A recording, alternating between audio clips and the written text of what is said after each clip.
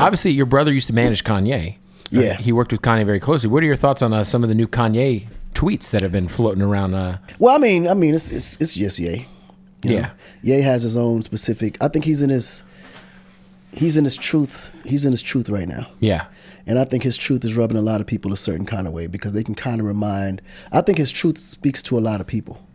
Right. I think it's specifically You know what I mean? him Like, talking about the stuff with his cousin. Like a lot of people went through that. I mean, bro, it takes a lot to come out and say or admit, for that matter, but just to repent in a way to where you're not repenting to the priest or the imam. You're repenting to the world. You're repenting to the world. Like, I think he's in that space where I think he's kind of like, this is a space that no one can really understand if you're not there, right? So I don't try to explain what he's doing. I just try to explain it from a perspective of how I understand it.